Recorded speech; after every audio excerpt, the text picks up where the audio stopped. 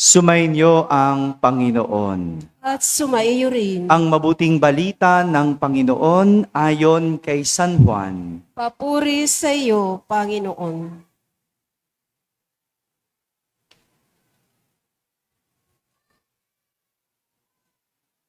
Noong panahong iyon, sinabi ni Jesus sa kanyang mga alagad, "Ang tumatanggap sa mga utos ko at tumutupad nito, ang siyang umiibig sa akin. Ang umiibig sa akin ay iibigin ng aking Ama. Iibigin ko rin siya at ako'y lubusang magpapakilala sa kanya." Tinanong siya ni Judas, hindi ang Iscariote, "Panginoon, bakit po sa amin lamang bakit sa amin lamang po kayo nagpapakilala ng lubusan at hindi sa sanlibutan?" Sumagot si Jesus, "Ang umiibig sa akin ay tutupad sa aking salita. Iibigin siya ng aking Ama at kami sa Kanya at mananahan sa Kanya. Ang hindi umiibig sa akin, hindi tumutupad sa aking mga salita. Hindi akin ang salitang narinig ninyo, kundi sa Amang nagsugo sa akin. Sinasabi ko sa inyo, ang mga bagay na ito, samantalang kasama pa ninyo ako. Ngunit ang patnubay, ang Espiritu Santo, na susuguin ng Ama sa pangalan ko, ang siyang magtuturo sa inyo ng lahat ng bagay at magpapaalala ng lahat ng sinabi ko sa inyo." Mga kapatid, ang mabuting balita ng Panginoon. Pinupuri ka namin, Panginoong Hesukristo. Maupo ang lahat at makinig sa homilya. Magandang gabi po sa inyong lahat. Magandang gabi rin sa mga nasa barangay, sa mga nasa tahanan na nagsisimba via online at sa lahat ng nasa abroad, isang magandang araw sa inyong lahat. Noong isang linggo, kung maalala po natin, ipinakilala ni Jesus ang kanyang sarili sa mga tao. Naalala niyo pa po? Sa mga nagsimba last week, hindi ba? Paulit-ulit, simula last Sunday, hindi kahapon, last Sunday hanggang kahapon, linggo. Paulit-ulit, nagpakilala si Jesus sa mga tao. At hindi ba, gumamit pa siya ng mga imahe para ipakilala ang sarili? Nalala niyo pa? Gaya ng anong imahe? Yon, imahe ng mabuting pastol. At nakilala natin kung ano ang isang mabuting pastol. Hindi ba? Ginamit din ni Jesus ang imahe ng ilaw. At alam natin kung ano ang isang ilaw. Nagbibigay liwanag, nagbibigay init. Pinakilala ni Jesus ang kanyang sarili sa mga tao, maging kahapon, linggo, pinakilala pa rin ni Jesus ang sarili. Anong sabi niya? "Ako ang daan, ang katotohanan, at ang buhay." Hindi ba? Isang linggo, nagpakilala, paulit-ulit. Ipinakilala ni Jesus ang kanyang sarili sa mga tao. Kaya naman, ngayong araw na ito, matapos turuan ni Jesus ang mga tao kung sino siya, ngayon naman, tinuturuan ni Jesus ang kanyang mga alagad kung paano ipakita sa kanya ang kanilang pagmamahal. Sabihin niyo nga po, pagmamahal. Ito ay sa pamamagitan ng pagsunod. Walang ibang gagawin. Walang ibang pagpapakita ng pagmamahal kay Jesus, kundi sa pamamagitan ng pagsunod. Gaya ng sabi ni Jesus, ang tumatanggap sa mga utos ko at tumutupad nito, ang siyang umiibig sa akin. Sa makabagong panahon, may 5 popular na lengguwahe ng pag-ibig na ipapakita ng isang nagmamahal sa kanyang minamahal. No? 5 languages of love. Alam niyo ba yon? Hello? Hindi? Sige na, sabihin ko na po isa-isa. No? Tingnan nyo nga kung ganito kayo magmahal. No? Ganito nyo pinapakitang pagmamahal. Sabi, 5 languages of love. Una, words of affirmation. No? Ikaw ba yung nagbibigay ng magagandang salita? Ikaw ba yung pumupuri? No? Ang ganda mo naman. Uy, ang sarap naman ito. No? Ganyan ka ba magmahal? Yung nagbibigay ng magandang salita? Hello? Wala na. Wala kayong masabing maganda sa inyong mga asawa. No? Hindi kayo yon. O baka naman, sige, kung hindi kayo masalita, kasi alam ko mabunganga kayo, o bookingan na lang. No? Baka naman ito kayo, second language, kayo ba yung nagbibigay ng quality time? Hello?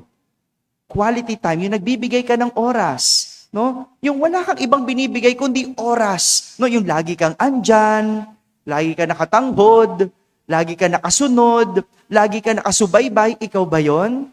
Ganyan ka ba magmahal? Nagbibigay ng quality time? No? Yung nakikipag-date ka, lalabas kayo, no? Lalakad-lakad kayo sa Divisoria, kahit wala namang bibilin. Kasi quality time. Ikaw ba yon? Wala na ring time. No? Ayaw nyo na rin magbigay ng time, no? Wala kayong oras, no? Wala kayong oras date na ngayon. O sige, baka kayo yung pangatlo. Yung pangatlo, yung physical touch. Ikaw ba yung touchy na klase ng tao? Yung maakbay, mahaplos? Hindi rin. Masampal ka na lang, no? Mapalo, no? Yun ang madalas no? 'Di ba? Hindi yun, no? Hindi physical touch yun, no? Masyado kang physical dun. Hindi. O, sige. Baka kayo yung pang-apat. Ano yun? Acts of service. Ikaw ba yon? Yung naglilingkod, yung pinagluluto mo, pinaghahanda mo ng damit, no? Yung kukunin na lang yung tsinelas, ikaw pa yung mag-aabot. No? Ikaw ba yung nagtitimpla ng kape? Hindi na rin. Binubuhusan nyo na lang ng kape. Acts of service, yung naglilingkod ka, pinagluluto mo, hindi na din. Bibili na lang ng ulam. No? Ano ba to mga to? No? O sige na, baka kayo yung panghuli, yung panglima. Ano yon? Giving gifts. Ikaw ba yung marigalo? Yung nagbibigay ka ng rosas? Ikaw ba yung marigalo? Yung kahit mga maliliit na bagay lang. No? Ganyan ka ba magmahal? Yung nagbibigay, bumibili ka ng regalo? Hindi rin, walang pera. No? So ano na lang kayo? 5 lang yun, no? Wala na. Wala na. Kung wala sa 5, well, maganda, yung minumungkahi ni Jesus. Ano yon? Pagsunod. Sabihin nyo nga po, sa pagsunod, na ipapakita ng isang tao na mas mahalaga ang iniibig kesa ang umiibig. Sa pagsunod, na ipapakita na mas pinakikinggan ang iniibig kesa umiibig. Sa totoo lang, kung ipapakita natin ang pagmamahal natin sa Diyos, yung 5 lengguwahe na yon, hindi yon kailangan ng Diyos. Hindi niya kailangan ng words of affirmation nyo. Ano sasabihin mo? Lord, ang bait-bait mo naman. Well, oo naman. Mabait naman talaga Diyos. Lord, ang galing-galing mo naman. Oo naman. Magaling naman talaga. Diyos siya Hindi niya kailangan ng ating salita. Quality time, hindi niya kailangan ng quality time natin. Sino nangangailangan ng oras? Tayo. Kailangan natin ng oras ng Diyos. Physical touch, kailangan ba ng Diyos ang haplos natin? Hello? Hindi. Sino nangangailangan ng haplos? Tayo. Ikaw na may sakit, ikaw na nagdaramdam, gusto mo haplusin ka ng Diyos. Acts of service, kailangan ba ng Diyos ang paglilingkod? Hindi. Ang nangangailangan nun, tayo. Kailangan ba ng Diyos ang regalo? Hindi. Kumpleto na siya eh. Wala kang kayang ibigay sa Diyos, kundi pagsunod. Pagsunod. Dahil sa pamamagitan ng pagsunod, mas nabibigyan ng halaga ang iniibig kesa sa umiibig. Mas nabibigyan ng pansin ang iniibig kesa sa umiibig. In obedience, the person becomes selfless. It does not give value to one's desire, but desires what is valuable to the other. Ano ibig sabihin nun? Sa pagsunod, hindi binibigyan ng halaga kung ano ang gusto mo, kundi ang mahalaga kung ano ang gusto ng minamahal mo. Di ba ganun ang pagsunod? At yan ang gusto ni Jesus. Sundin natin siya. Bakit? Kasi ang pag-ibig ng Diyos ay para tayo'y maligtas at hindi mapahamak. Pag sinunod mong Diyos, hindi ka mapapahamak. Hindi ka maaano. Kaya nga ang ganda ng imahe na ginamit ni Jesus last week. Ano yung imahe? Mabuting pastol. Di ba? Kung ikaw ay tupa at si Jesus ang mabuting pastol, sinong sumusunod? Yung tupa. Hindi ba? Ang ganda nung ginamit na imahe ng ilaw. Kung ikaw ay nasa dilim at nakakita ka ng ilaw, sinong susunod? Yung ilaw o ikaw? Ha? Ikaw ang susunod sa ilaw. Hindi ba? Kaya yun yung sinasabi ni Jesus. Pinakilala niyang sarili bilang mabuting pastol at ilaw para ang tao sumunod. Dahil yan ang pagpapakita ng pag-ibig ng Diyos. Gusto ng Diyos, huwag tayong mapahamak. Gusto ng Diyos, huwag tayong maano, huwag tayong mahulog, huwag tayong maligaw. Kaya nga, ilan na ang napahamak nang dahil sa pagsuway.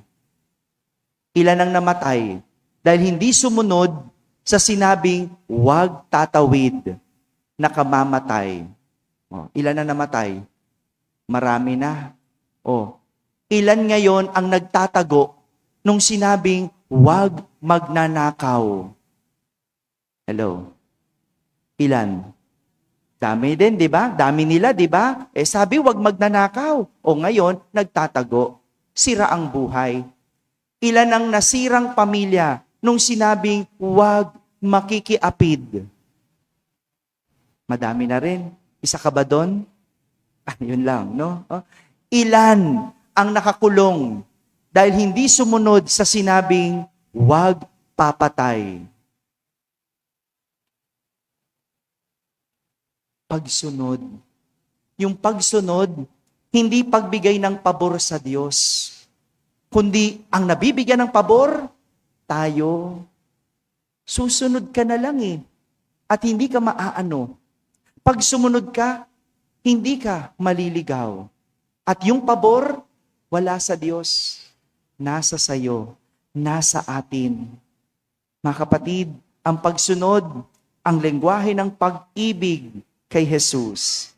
Gaya ng kanyang pagsunod sa Ama, matutunan natin na sa pagsunod, nabibigyan ng halaga ang iniibig kaysa sa umiibig. Amen? Amen.